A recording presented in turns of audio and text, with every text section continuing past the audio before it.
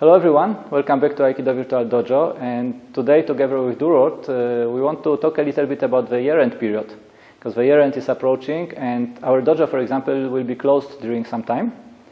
But this doesn't necessarily mean that we stop practicing Aikido when the dojo is closed. We can still do a lot of things on our own, training alone, at home or wherever we are. So today we want to have a look at a few ideas around training on your own without a partner when you're traveling, when your dojo is closed, or whatever is happening that you cannot train with partners.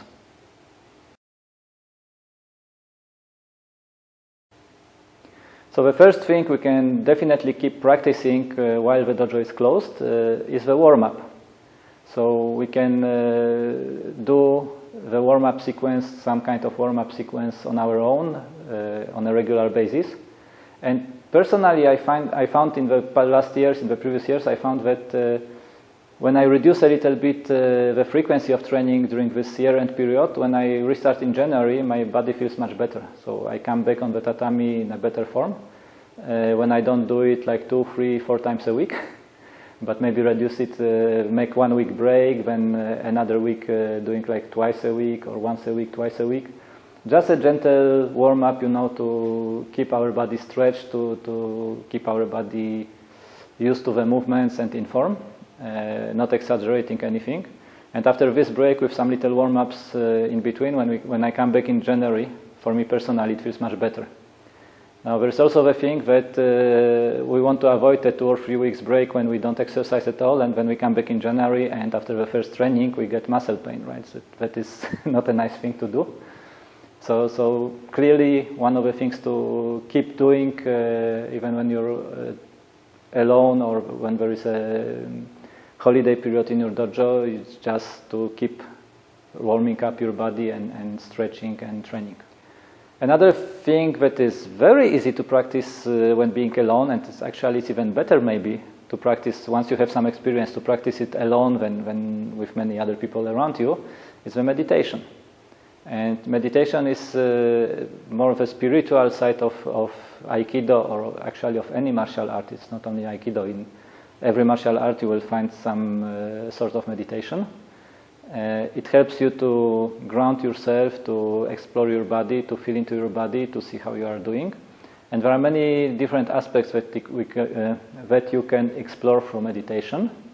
So if you need some help with this while being alone, we will link our meditation videos. We've done some of them in the past on our channel.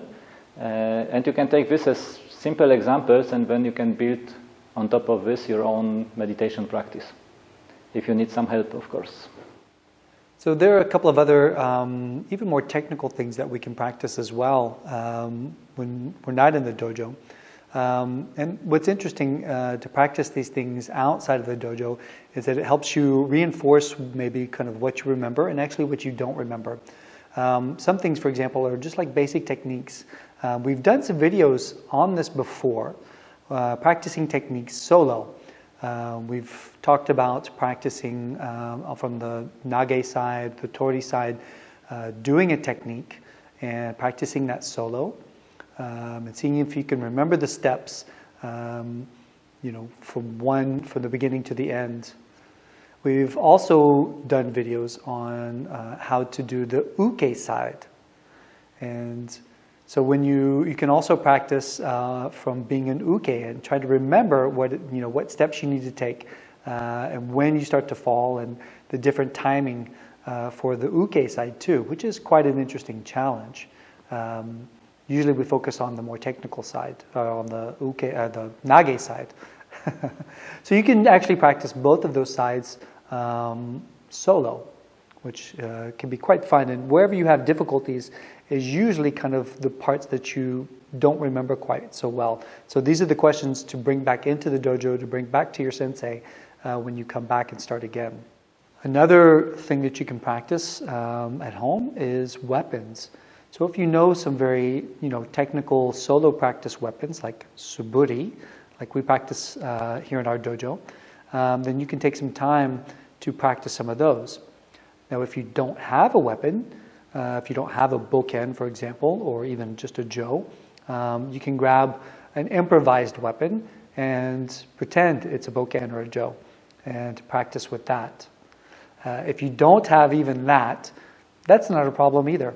You can still practice the movements and just pretend like you're holding the bokan or the jo, and you do the same movements, right? So we can do our suburis and just practice more on the body form without the actual weapon itself.